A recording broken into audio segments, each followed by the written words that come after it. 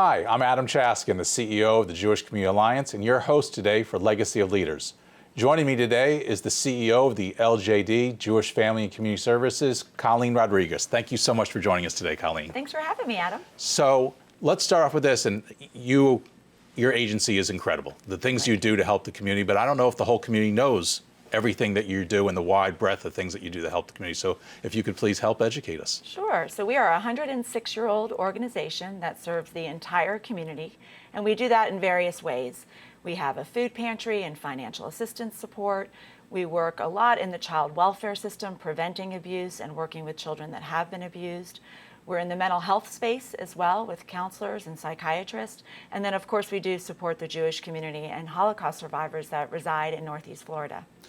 So the last thing you mentioned there, I don't know if people are aware that there are Holocaust survivors living in this area. About how many are still with us, and what is it that you do to help support them? There are hundreds that reside in Northeast Florida. We have about 104 that we work with specifically at Jewish Family and Community Services. We provide meals, we provide transportation, support.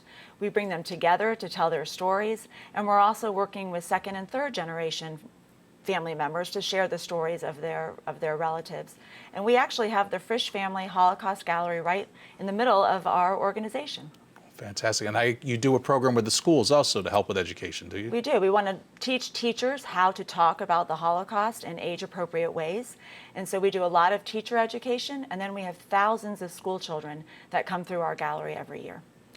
Fantastic. So certainly a much-needed asset in today's times with some of the things that are unfortunately happening, not here in Jacksonville, but across the board.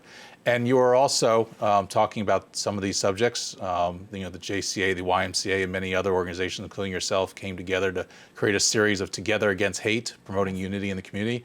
And you were the host for our first one. Can you talk a little bit about that? I think it's important that we come together as a community. When these acts of violence happen, it feels like the enemy is the majority, when really we are. But we need to come together. We need to understand different communities better. We need to have some synergy. And so I think it's important that we're bringing groups to have these kind of uncomfortable conversations. So I know the phrase that we have to start to become comfortable with being uncomfortable. That's exactly right. With some of the conversations that are needed to happen. For sure. Social welfare agencies have been needed since the beginning of time. They have.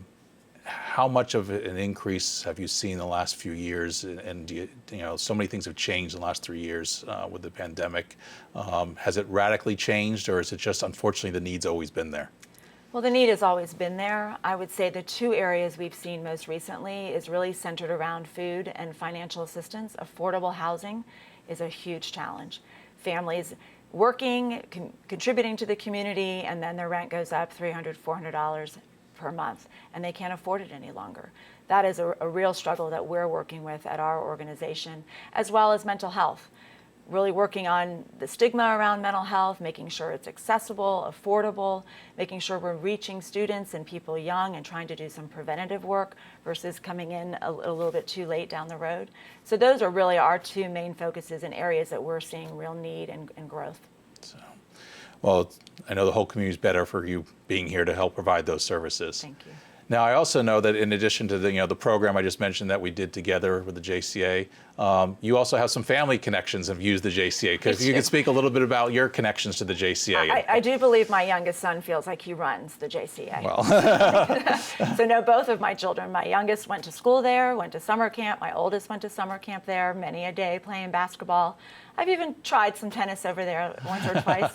So no, we're always at the JCA, and we're a wonderful partnership. We've been a wonderful partnership, and I look forward to what we're going to do in the future. All right. Well, I hear a rumor there might be some pickleball courts coming to the JCA, so you might have to try those out as well. I'll be there. So thank you so much for joining us today, Colleen. Thanks for having me. So this has been another episode of Legacy of Leaders. If you're looking for more information on this episode or any of our other episodes, please go to iwantobuzz.com. Thank you so much for joining us today.